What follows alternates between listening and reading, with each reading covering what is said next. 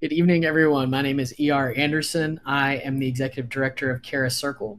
Charis Circle is the nonprofit programming arm of Charis Books, and Charis Books is the South's oldest independent feminist bookstore. We're so happy to be here with all of you tonight for this incredible celebration. This is the international celebration of the re-release of Making a Way, Lesbians Out Front, which was JEB's groundbreaking book. And thumbing through the pages, reading this book again now, it continues to be as groundbreaking as it was when it was first released. Tonight's event is co-sponsored by our friends at Sinister Wisdom. Sinister Wisdom has been an incredible partner to Charis and probably an incredible partner to so many of y'all in your lives. If you don't know Sinister Wisdom, it is a multicultural lesbian literary and art journal that publishes 4 issues each year. Publishing since 1976, Sinister Wisdom works to create a multicultural, multi-class lesbian space. Sinister Wisdom seeks to open, consider, and advance the exploration of lesbian community issues. The power of language to reflect our diverse experiences and to enhance our ability to develop critical judgment as lesbians, evaluating our community and our world. So we're very grateful for all of the work that Sinister Wisdom does, particularly the work that Julie Inzer does as its curatorial guide and head and leader. So thank you to Julie for being here. I'm going to drop the 2025-2026 event schedule in the chat. Charis is going to be co-sponsoring the majority of those events as well.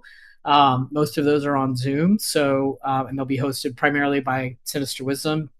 So be sure to check those out. It's just a wonderful time, and there's some incredible writers who are coming through.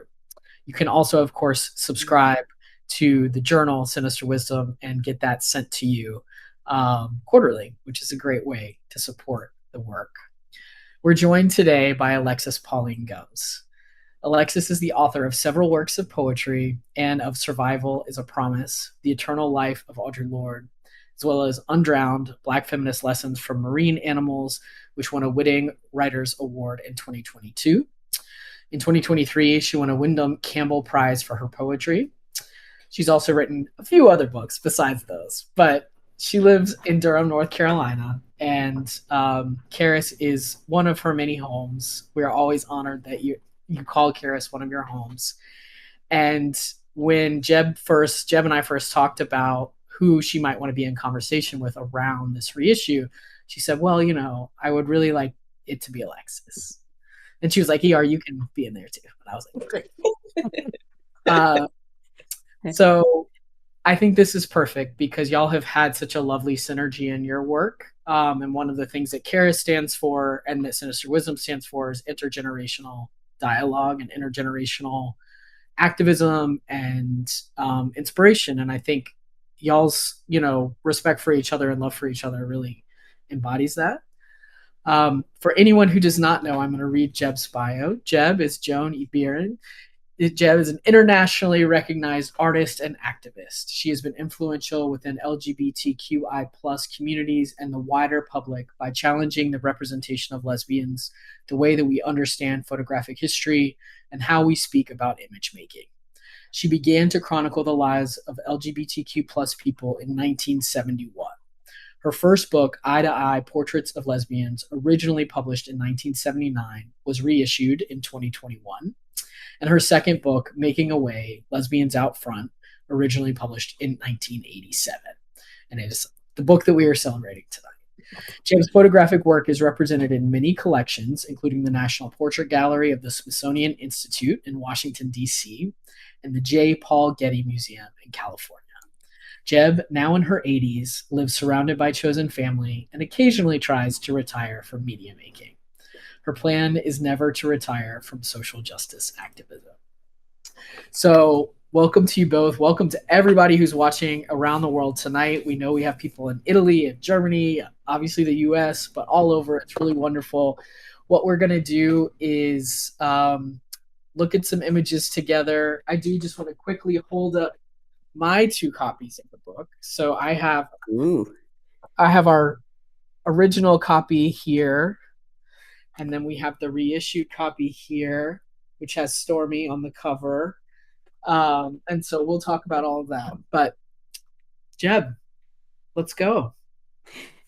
Thank you, ER. I'm so glad to be here with both of you and with everybody else who's come. So many old friends whose names I've seen. I want to thank Charis Books and More and Charis Circle for sponsoring everyone at Charis, Linda, Abeo, of course, you. And you were very patient with me when we were trying to figure out when this book was actually going to appear in the bookstores. And thank goodness we're at that place. And I also want to thank Sinister Wisdom for co-sponsoring, and especially the exceptional Julie Enser, who does so much for all of us. And Alexis, I'm so glad you agreed to come. And it makes me so happy to be doing this with you and with ER.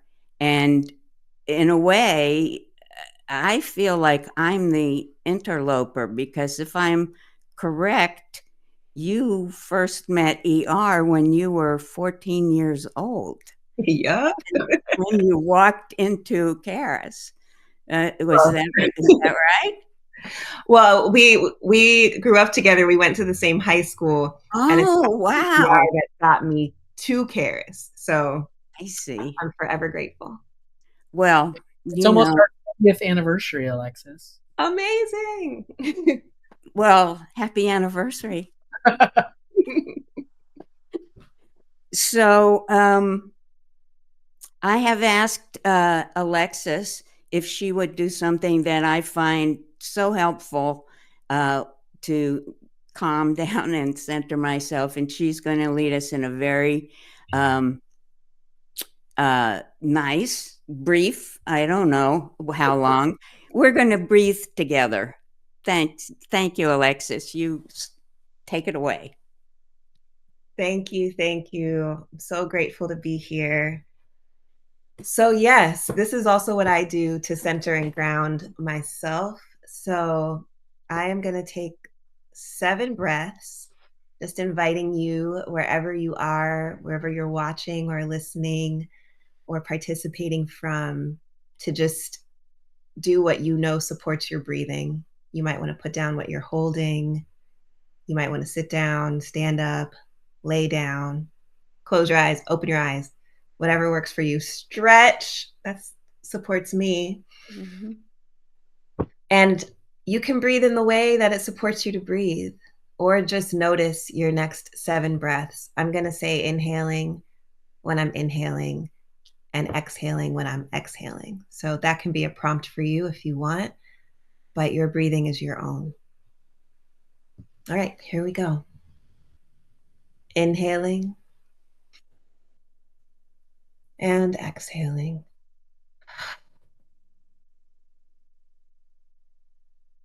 Inhaling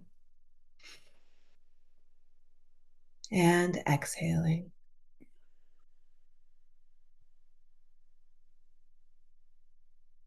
Inhaling and exhaling.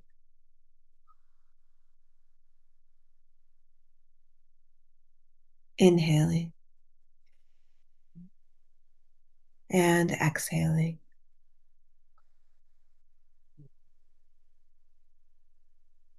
Inhaling and exhaling.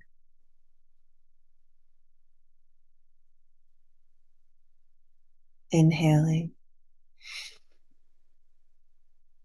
and exhaling. One more time, inhaling. And I'm going to exhale really loud. You can too if you want. All right, we are here. Thank you, Jeb. Thank you, Alexis. So when we were thinking about how to frame this conversation, obviously we want to frame it around the images. And so you had asked Alexis and I to each pick out a couple images that spoke to us, and both of us basically wrote back and were like, well, it's a little hard. Them, every single one. Yes. And of course, Alexis is an Audre Lorde scholar. There are pictures of Audre Lorde in here. There's so many people from Charis in here. There's so many people who I love from the larger Atlanta community who have died that whose names I wanted to sort of remember. But the thing that I really was sitting with was the feeling that I am receiving from so many people in our community right now, and just people online and in the world, is a desire to know our organizing legacies and our movement legacies so that we can resist right now.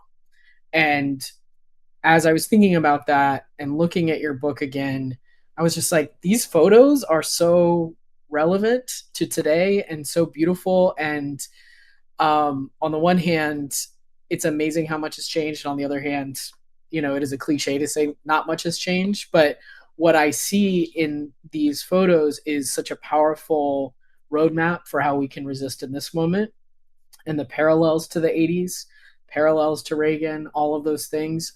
So I wondered if maybe we could start there. And Jeb, if you could sort of begin by talking about the context of 1987, and obviously these photos were taken throughout the 80s, kind of where you were then and what you wanted to document in these women that you were photographing. Thank you. That's very provocative, and I'll try to answer. I made most of these photos between the 1979 March on Washington, which was the first one, and the 1987 March. In fact, I was photographing the civil disobedience direct action at the Supreme Court, which was part of the 1987 March, when I got a call from the printer who was printing, making away at that moment. And I'm on the steps of the Supreme Court, and I can't remember why they were calling me, but I remember having to stop photographing. But anyway, in that period between those two marches, and when you live in DC, which I do, and we'll be talking about DC later, those marches are very important because they're national marches, but they are also in our city. And the time in between, as you said, Reagan was, we thought, the bottom. We thought we had hit bottom with Reagan at that point.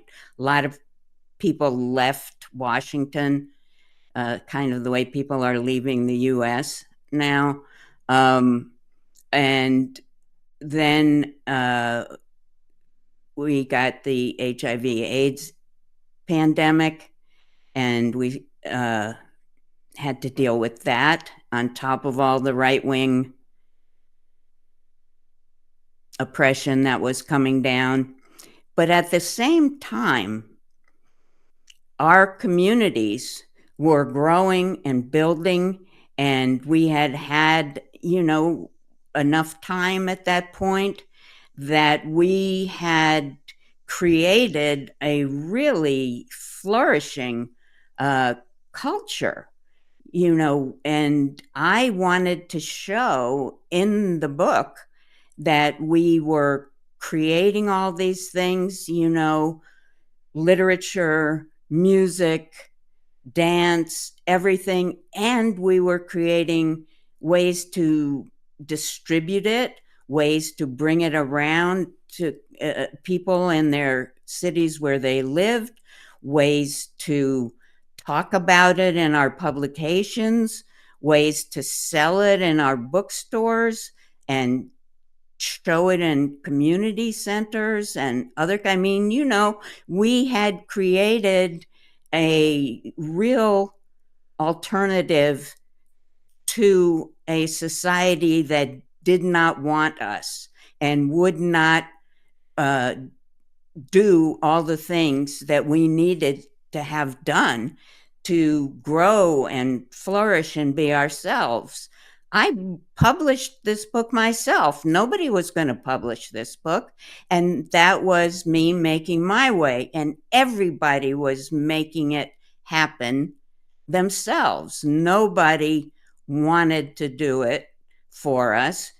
You know, the people who created the record companies had to go in and talk to the stores and make them put the records in those stores, and they didn't want to. I mean, there were, you know, little tiny sections of women's books in the big bookstores, and you know, and then everything, you know, started to grow because people wanted these things. And I wanted to show that. I wanted to show that we were making an alternative that was ours, that was not part of the capitalist system. It was not, you know, because the way all the money worked was really different. You know, everybody was doing everything virtually with no money. And the little money that there was just circulating around and around within, you know, the community as much as we could. Anyway, I'm talking too long, but you get the idea. I wanted what we were doing to be documented. I wanted to show all the wonderful things that were happening in the face of this horrible political situation and in the face of the pandemic.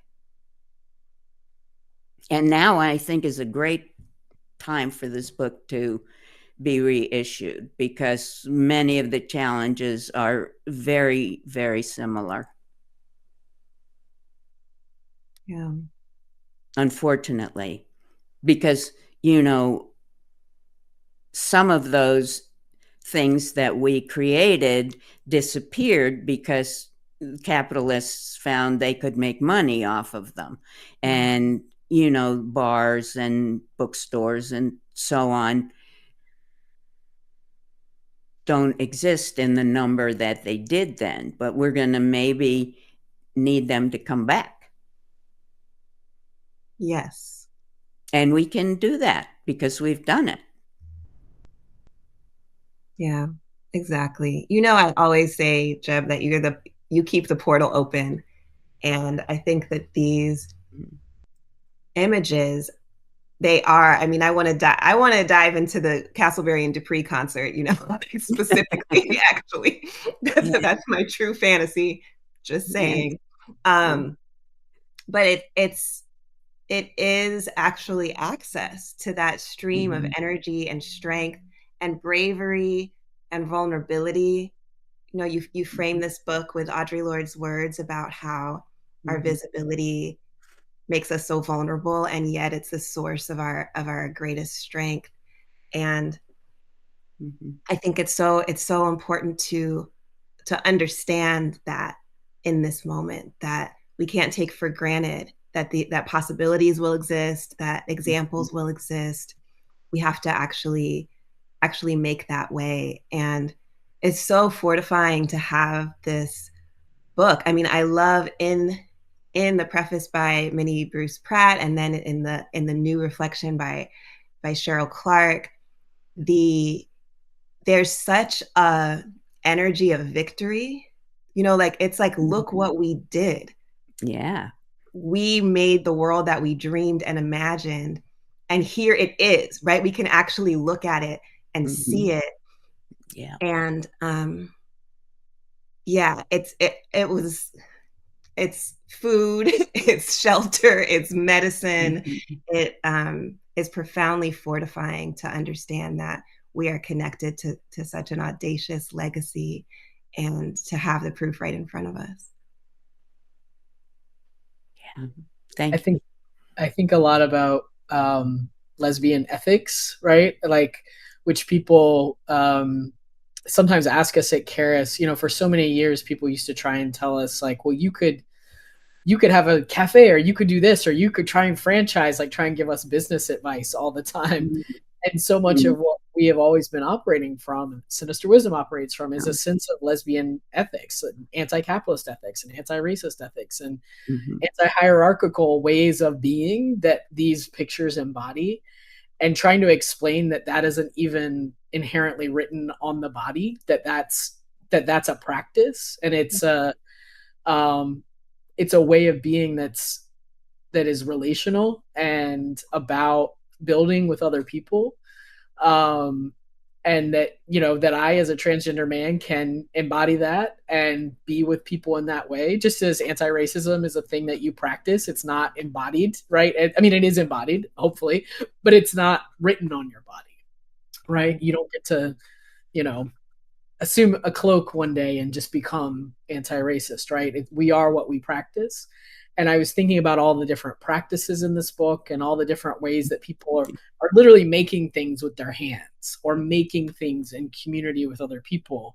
Obviously, the title points us at that, but I think so much of what people are longing for right now is a way to be making culture with other people in tangible space, because we're making so much culture in digital space, and it's really a longing that some people are longing for a thing they've never had, right? They aren't old enough to have experienced a ton of making in real space. But I wonder if you can talk about that.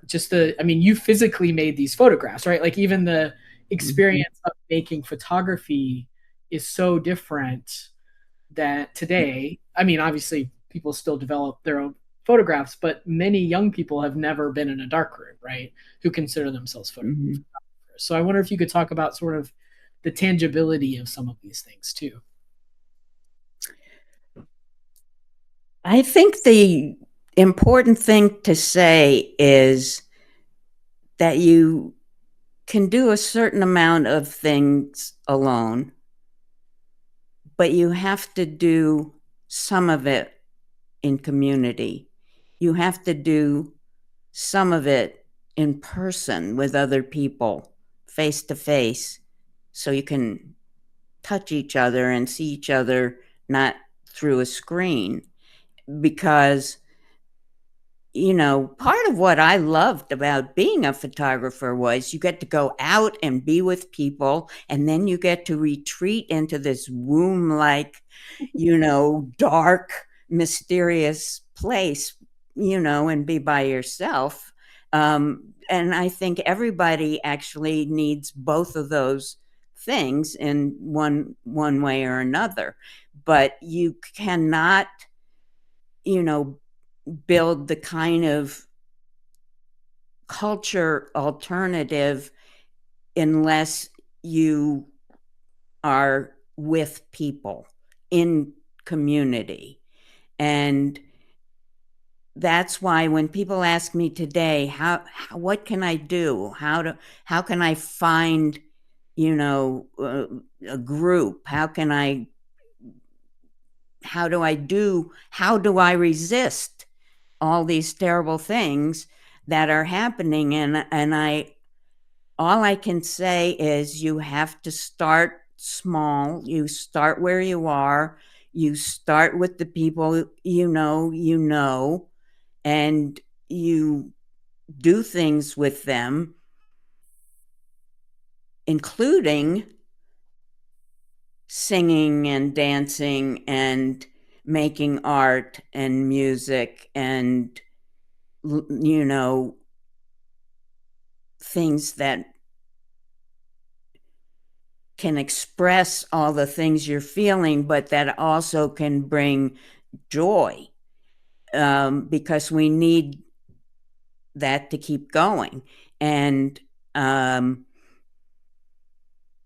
you can be joyful by yourself, but I personally find it's more fun to be joyful with other people. That's just how I feel about it, And sometimes I'm not feeling so joyful, but my friends and my chosen family are, and that lifts me back up, or maybe I'm the one who's in a better place, And the thing about making these pictures is it was really amazing to me, some of the things I found and some of the places I went and some of the things that people were doing just brought me joy.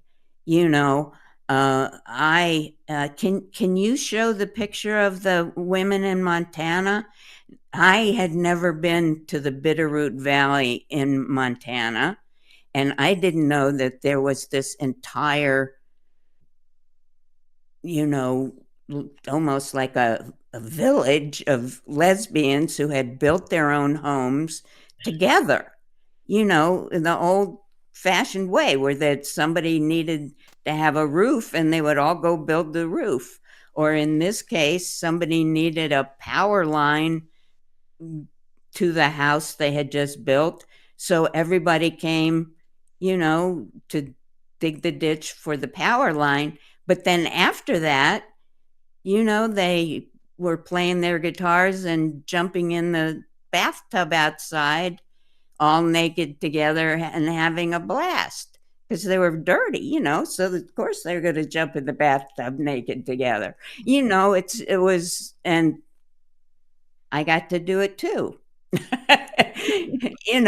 They even got me up on the roof with the hammers. I did a lot of things that I wouldn't have done if I hadn't been with communities that were doing these things. And so it's great that you can hopefully, feel some of that in the pictures. Oh, yeah. But we have I have to look at my sheet, but Alpha, should we bring up the picture of Eleanor? Because this was a house that was in Durham, a group, Atlanta, sorry, not Durham. Atlanta lesbian feminists had their own house and all kinds of things, and that lasted many, many years. Oh, yeah, number 64? Yes. Yeah, 65. Yeah, 60. I was going to say 60, but there's a couple of pictures of Alpha there. What do you remember about that, ER? Elizabeth Knowlton was a longtime Charis volunteer worker, and she and I hung out together, and she was a longtime Alpha person. Yes. Sorry, I'm trying to put this up at the same time that I talk. And she would always tell me stories about Alpha and tell me the history of the building, and they actually had two different buildings. And Joe Angela is pictured in one of those, in one of the pictures that you have, who is her longtime partner. So I just loved hearing those stories. But it was right down the street from Charis, which is part of how Charis came to be a lesbian space. Yeah. Well, there are other bookstores. There's pictures of Charis. Sandra Lampert was in Charis at that point, and there are pictures of women crafts at Provincetown, which still exists. For people who go to Provincetown, there's Horizon, which was a community space. And, I wanted to show that we actually had physical spaces and I was, for 5 years, partnered with somebody who was the proprietor of Lamas Women's Books in DC. So I know firsthand that bookstores were the community centers, and I know Charis still is, where people go when they want to know what's happening. And, a lot of people have told me stories. You may have one, I don't know, ER, but, when people are trying to figure out who they are, they come in, they take out eye to eye, or they take out making away, and they go into the corner or behind the, bookshelf and look at the book. And sometimes the book comes back, and sometimes they can buy it, and sometimes it just disappears. But, that's was a very important thing that bookstores did and still do. But you have to have physical spaces, that are where people can come and feel safe. And a lot of those are in the book, craft stores, bookstores, community centers. Yeah. And I'm certain music festivals. I think, do we have a music festival? Yeah, we do. These pictures are such high quality that they are taking a long time to load. So apologies. Oh, I gave you big scans. Sorry. We didn't factor that part in. So I apologize. This is the great photo though of Eleanor Smith, sorry, Denny Ducher, and Bluebird at Alpha in 1982. Yeah. And Denny Ducher was they gave an award called the Denny Ducher Award in Atlanta for many years. So, and Eleanor Smith still comes to Charis all the time and lives down the street, and so we see her regularly. And so I love this photo very much. And there's art on the wall. You see, if you have your space, it does so many things, because it gives people a chance to share what they're doing and learn from people, what it means. Yeah. Anyway, where do you want to go next? I think I answered the question. Did I answer the question? I think so. Okay. Should we look at the pictures that Alexis mentioned, the protest photos at the very? Yes, we should let Alexis talk about the ones she would like to talk about. Okay. Regardless of what they are. Of course. Yes. Yeah. I'll bring it as soon as I can. Sure. Well, the photos that are going to be coming up, and here I'm going to just hold my copy of the book up, are a spread of photos of the great Michelle Parkerson, also a Washington, D.C. committed legend. And this photo is from, there we go. Okay, it's a march against apartheid, as you can see from the signs, and Michelle was arrested during that march. And I love the spread that shows the vision. You see Michelle behind her camera, her in the midst of making the film about Stormy.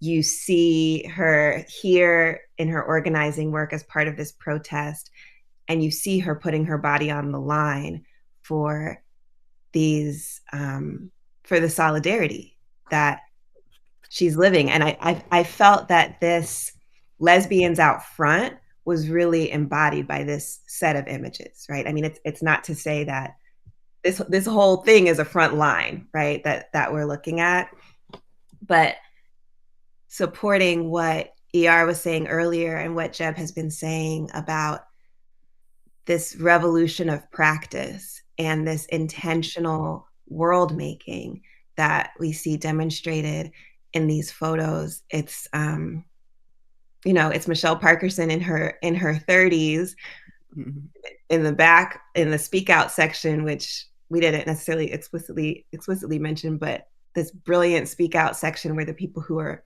who are photographed also get the opportunity to describe themselves in their own voices, which I think speaks to the ethics of Joan's commitment, right? To be and practice together and not be, this is not about a consumption of images. This is not about a separation. It's about communion. And Michelle talks about what it is to live her activism and live her reality. And it's better to just look at the picture, but here she is in her dignity, being arrested for what she believes in and knows what must be the case, the end of apartheid, the full dignity of everyone who was living in apartheid South Africa at that time. And I'm so moved by what it means in this moment, when our visibility, our putting our words and our bodies on the line to end apartheid and genocide as it exists in our world at this moment, to have this image and to be able to not only just know about the fact that this happened, but to be able to be there and see the posture of it, right? See Michelle with her mouth open, see the line of people supporting each other, and understand that that is our legacy, that that's energy that we can embody. It's something that has not actually ever stopped. And we might be able to feel that in our imaginations, those of us who are historically minded, but to be able to witness it is profoundly powerful. And this is what I was saying on my IG live yesterday when I was doing a quote unquote show and tell about this book, that this is something that shows us why the erasure of our history, why the erasing of websites and of the visibility of our communities, why the targeted murder and attack of the Palestinian journalists is linked to this exact reality. That what Audre Lorde said, in this visibility is our greatest strength and our vulnerability at the same time. And so I like ER, we have the privilege of having a very nuanced critique of representational politics, and that it's not just about, oh, this identity and this identity is represented. It's not about a surface visuality. It's actually what it means to show up in our power in a way that disrupts and transforms the imaginable. And that's what I witness in this book. And I'm profoundly grateful. Always. I am sharing another image that I think is sort of just another great protest image that is, I love the framing of this. I love all that we can see in it. You know, like so clearly, like AIDS research and Star Wars, and then this Reagan photo, and then you can see her pin is, like silence equals death, I think, or act up. I'm not sure, but we can see what's happening there. Do you want to talk a little bit about this image, Jeb? Well, this is Ginny Apuzzo, who at the time was the head of the task force, the National Gay and Lesbian Task Force. And this is in front of the White House. And Reagan, didn't even publicly say the word AIDS for years, while, we were taking care of our own people, our own clinics and everything. But this,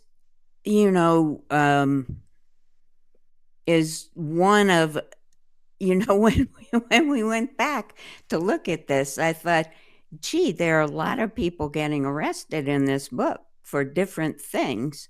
And it did not seem like a lot of people to me at the time, because it was just something we did. We were protesting so many different things, and we were so good at direct action, and we learned how to have affinity groups and how to support each other and how to have, legal observers and all the things we needed to know. And um, we learned a lot from the Black Civil Rights Movement, who learned a lot from Gandhi, and then the AIDS movement passed on a lot to today's activists. And, there's definitely a through line there. But the fact that there are so many people being arrested didn't seem like a lot to me when I was putting the book together, because it was, you made your own bookstores and you went out and got arrested. Do you know what I mean? It was like there wasn't just a certain bunch of people who were going and doing direct action. This is somebody who was running a big organization. Michelle was making movies. I wish you would put up the picture of Jean. I don't know what the number is. Yes, The, I'm pulling but that one up. Yeah. she was one of my personal uh mentors, who she lost track of how many times and in how many countries she had been arrested. But she was also, and this was a you can see there's a big peace sign in the back of right coming peeking over the paddy wagon, because this was a demonstration against militarism, because they were cutting the funding for housing and putting it into the military budget. So, just like is happening now, all the money is going out of programs that actually help people into programs that is militarizing our whole society. And we're protesting now. A lot of people are resisting, and that is what we have to do. Can you put up the other picture of Jean? Because Jean was my political science professor at Mount Holyoke when I was thinking I was going to go into politics. Yes. And because I'm a DC kid, and you're either a civil servant or a politician, and my parents were both civil servants. So I thought, well, politicians had, more control over what they did. And then I came out as a lesbian, and that was the end of that for me. Fortunately, not for everybody. But when they started getting rid of the civil servants, when Trump started and Musk started just cutting the civil service into shreds, I took it very personally, because I know that those are the people who know how to do the things that need to get done. Anyway, here's Jean during the day, her in her daily life. She taught this particular class she called the politics of patriarchy. And, she also worked in battered women's shelters. And then she went all over the world to, meet with women internationally and build community that way. And I think the thing I was trying to say before is there was a lot of lesbians in a lot of different movements. It wasn't just, we were protesting against discrimination based on our sexuality. We weren't just trying to get, you could put up the stroller brigade. We weren't just trying, this is 79. People don't understand. There were a lot of people doing a lot of things for a long, long time. And so this was the 79 March. And I think it's important to see, because I love that the sign in the middle says gays, because that's all you had to say back then. You didn't have to say from such and such a place, or the doctor gays, or the the gays who do teaching, or the PTA gays, or whatever. Now you have to say we're from Springfield and we play football, or whatever it is on your banner. But then you just had to say gay.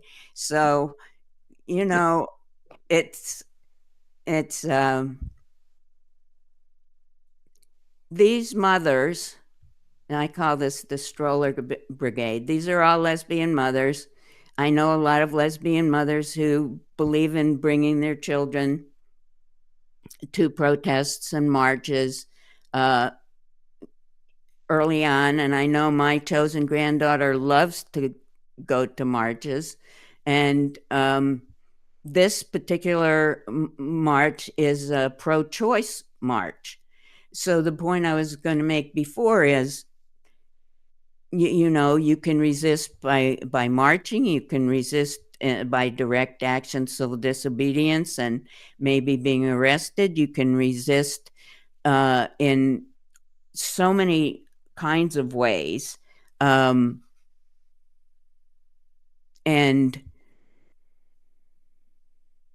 right now, we're resisting in DC against, I'm going to talk about DC because I started saying how much of a DC kid I am, with growing up here with parents who are civil servants. And I think if we can just not have a picture for this, because I want you to see what my wall, on my wall, I have a free DC banner that is hot off the protest path, was used this week when Trump decided to basically put martial law on the capital city based on a whole bunch of lies about what's going on here in terms of crime, which is at a 30-year low. And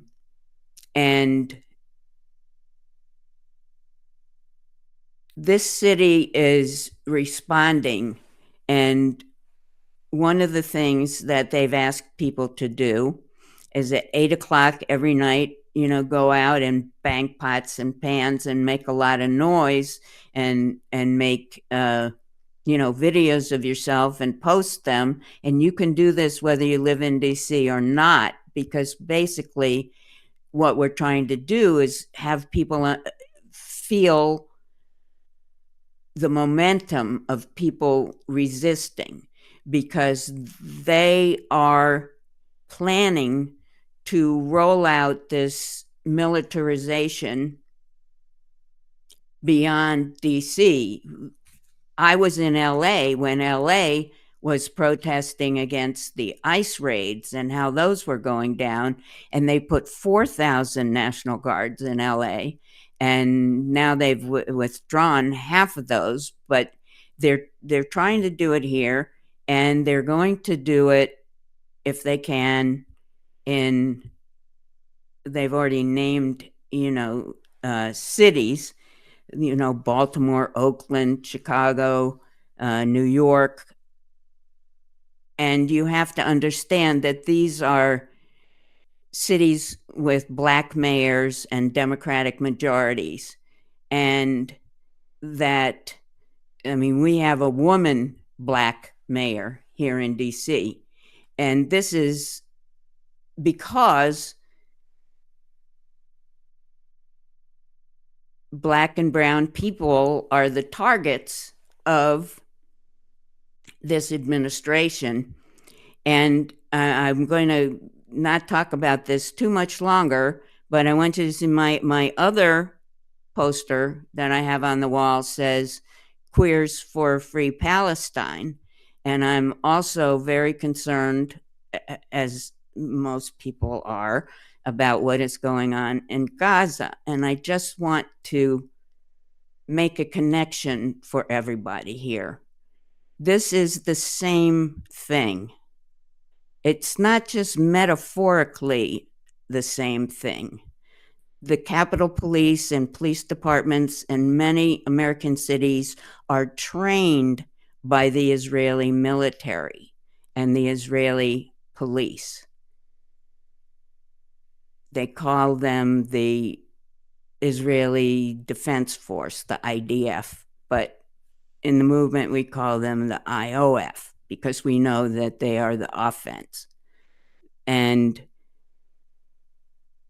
what they are doing in Gaza, which is genocide to clear out all the people so that Trump can build hotels on the beach, is what he would like to do and is beginning to do and is doing right now in DC, which is clearing out the Black and brown people in the neighborhoods that he would like to redevelop in different ways. And we don't know where he's taking the homeless people that he's moving out of the tent cities that he's destroying right now. So I just want people to think about this. This is not a metaphor. This is the same thing. This is the plan. They have a plan. This is what they're doing. So we really, really have to work to stop it. So if all you do is go out and bang your pot and pan at 8 o'clock and put up a video of it, that's a beginning. That's all I'm saying. You just have to make it known that you understand the injustice that's happening and you're not going to pretend that it doesn't exist. And then we will find ways to come together in larger and larger ways in our resistance to not let it happen.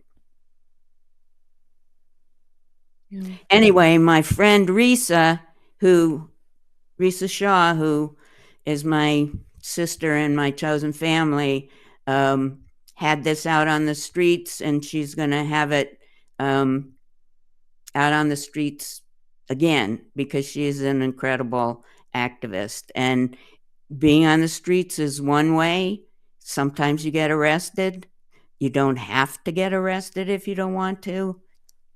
People will help you if you go in, and they're in the chat. There's Free DC. You can donate to them. They're working with a really fantastic group called Harriet's Wildest Dreams. Do you know about them, Alexis? No. Harriet's Wildest Dreams is this a Black women-led group. It's named for Harriet Tubman, and the idea is that we are the wildest dreams of our ancestors because we are doing the things that they laid the foundations for us to do. So we have to celebrate that. So I love that they're called Harriet's Wildest Dreams. I love that. Yeah. Anyway, if you donate to Free DC, they are really leading this group. Yeah, it was powerful to see. I did see images today of the many, many, many people gathered to resist, and I'm so glad that you drew those connections. Thank you.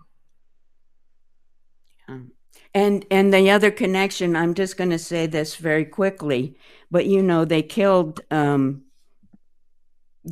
IOF killed the journalists from Al Jazeera who had a media tent next to the hospital in Gaza, And you just have to look around and see how they're talking about journalists here Yeah. and what they're trying to do to journalists. And the thing is, you know, they have anybody who's a truth teller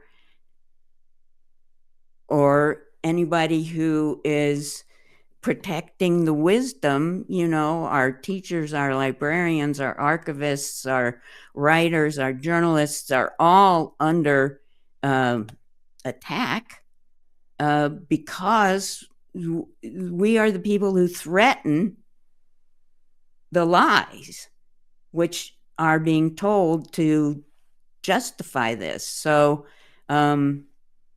again, same playbook. Yeah.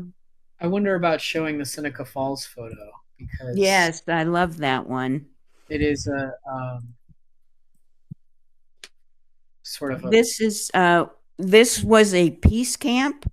Women bought the land next to the Seneca Army Depot, set up there, were there for years because first strike nuclear weapons were in this depot.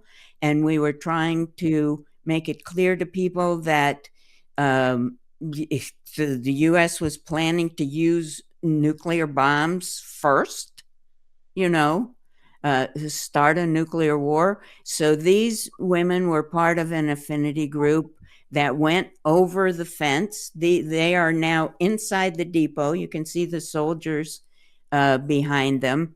And to try to get people to understand what militarization is. And this is, again, something that, you know,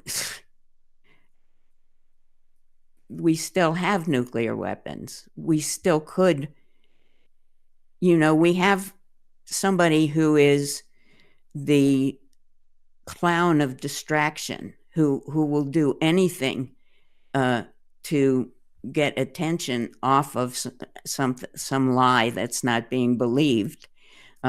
So, you know, we're all in danger. So we really have to up the resistance. But this is people who climbed over a barbed wire fence into an army base to make their point. And there were like, I think 300 women did that on this day. This is just one of the early groups. I love that so much. So there's so many more images in this book that we're not going to have time to show all of them. But I want folks to know that they can look at your more images online at your Instagram, which I will drop in the chat again. We're going to drop some additional links for folks to follow you. And also, do you want to talk about the Dyke show that's coming up? No, I'm going to be in Paris. They invited me to France to do the Dyke show. So if we have anybody in France watching, see you soon. That's September 9th. So Jeb's information is here. One of the things that Jeb, I did want to shout out that you asked me to mention is that Charis has a land project that is a space of resistance that we're trying to build. And it was donated to us by Sorrel Hayes and Marilyn Reese. And I think maybe some of y'all who are over 70 who are on this call may have known them if you are part of women's music circles. And so I'm just going to put the call out to anyone who's watching who knew them. They were both women's music folks in one way or another. They donated this land to Charis about 6 years. Well, really, Sorrel donated it to us to begin to build a feminist artist retreat. I'm going to share the link in the chat. And we are still, because of the pandemic and because it is our nature to go with deliberate speed, we're still in early days. We're still thinking through the best way to hold this land for the people. But it is 24 acres in West Georgia. It's beautiful. And so if you're interested in learning more, again, I dropped the link in the chat, but particularly folks who are musicians or were connected to that world and that work, we really do want to keep their spirit alive. Marilyn was one of the first women sound engineers. She recorded a lot of the first audiobooks, and Sorrel was an incredible avant-garde musician, composer, pianist. And so we're really proud of having their Southern lesbian legacy in that space, and also inviting other artists to come and use that space as a healing place and also place to make work apart from the capitalist imperative, for as little barrier to entry as possible. I also want to lift up the paperback celebrations for Survival is a Promise, which is releasing in paperback on 8/19, so next Tuesday. And so you are going to be, Alexis, in conversation with Sonia Renee Taylor, right? Yes. I'm so excited. Excellent. In Durham, right? Yes. We're going to be at 21C Museum Hotel at 6:30 p.m. on August 26th to have that conversation. It's going to be juicy. It's going to be embodied. Sonia knows things about astrology I don't know. I think she's done my transits where they intersect with Audrey's transit. It's going to be really Great. fun. Yeah. And if you are in Durham already, or if you decide to come to town for it, we're going to be having an all-day writing retreat leading up to that conversation, which really drawing on how Audre Lorde's work can support us to activate our cosmic purpose in this time. So would love to see you if you can be there. I love that. And you should order the paperback from Charis. It has a beautiful photo insert, including photos by JEB. Let me open this. Yeah, like these, for example. It's such a wonderful, wonderful book. You will never get another biography that's like this. This is beyond biography. It's not even a biography. It's a miracle. That's how I feel about your work, JEB, and it is definitely a ceremony of love. So if you haven't engaged it, it's my heart's desire that Audre Lorde is with us in her fierceness at this time. Yes. Would you be willing to talk about one more picture so we can go out on a joyful note? Because I got a little more involved than I thought I would in the present time. Yes. Which one would you? 4. Yes, absolutely. Oh yeah, one of my favorites. Absolutely. That is a beautiful one. Yeah, and I mean, I'll just start saying it's this beautiful image of 2 women in their backyard in Atlanta, just having this moment of closeness.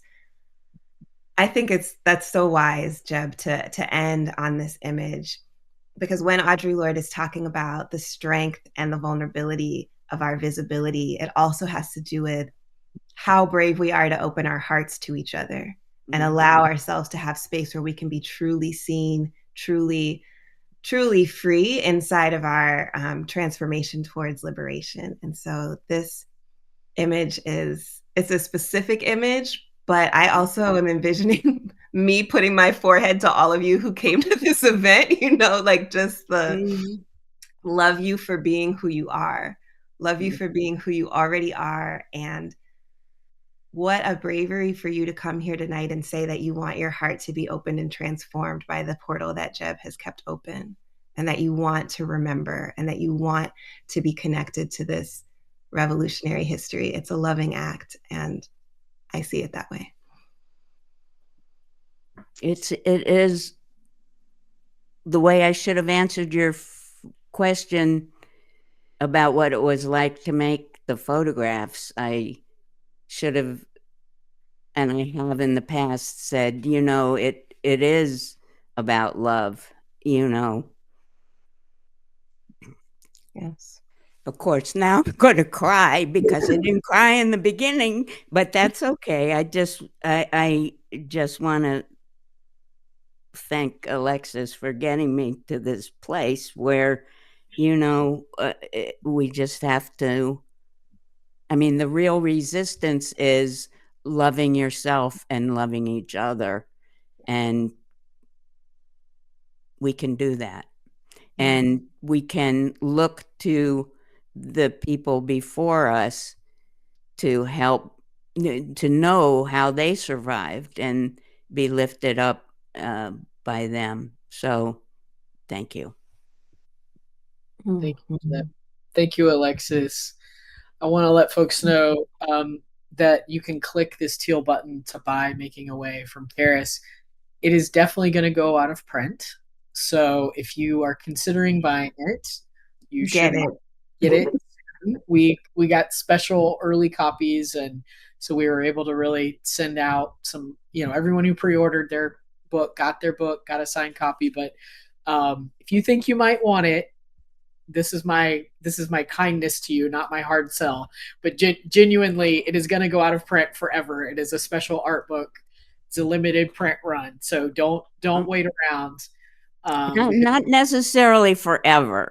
But I will do everything I can to keep it in print. Oh, but good.